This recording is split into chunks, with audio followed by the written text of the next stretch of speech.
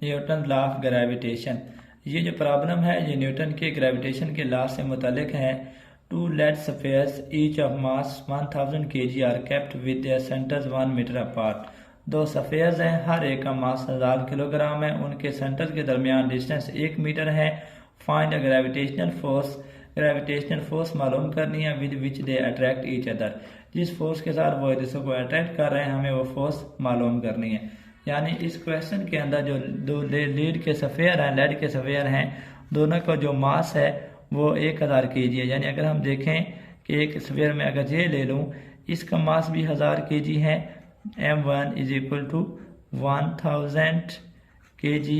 और एक सफ़ेयर में और ले लूँ, ये वाला जो है m2, इसका मास भी 1000 kg है। और इनके जो सेंटर्स हैं उनके दरमियान डिस्टेंस हमें गिवन है, वो डिस्टेंस 1 मीटर का है। ये इनके सेंटर्स हैं और इनके सेंटर्स के दरमियान ये डिस्टेंस 1 मीटर का है।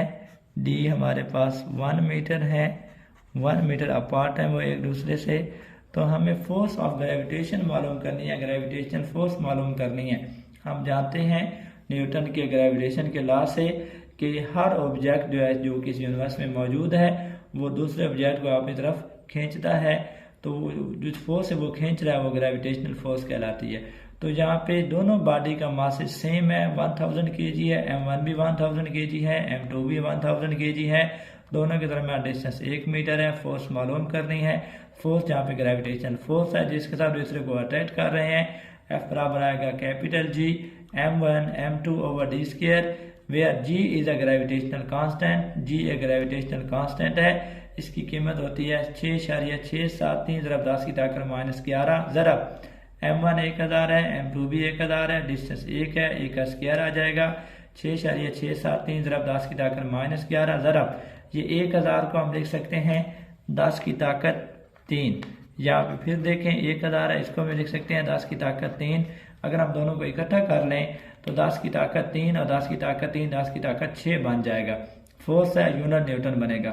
6.673 ज़रब जहाँ 10 की ताकत -11 है ज़रब 10 की ताकत 6 है। असास एक जैसे हैं और हम जानते हैं कि अगर असास एक जैसे हैं तो ताकतें ऐड होती हैं।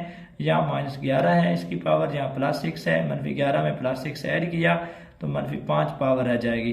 तो जो फोर्स हमारे पास आती है ग्रेविटेशन फोर्स जो हमें मालूम करनी है वो आ जाती है 6.673 ज़रब 10 की ताकत -5 न्यूटन। ये वो ग्रेविटेशन फोर्स होगी उन दोनों लेड स्फीयर के दरमियान जिनका मास 1000 किलोग्राम है और उनके सेंटर के दरमियान डिस्टेंस 1 मीटर है। तो जो ग्रेविटेशन फोर्स में उनके दरमियान आएगी वो है 6.6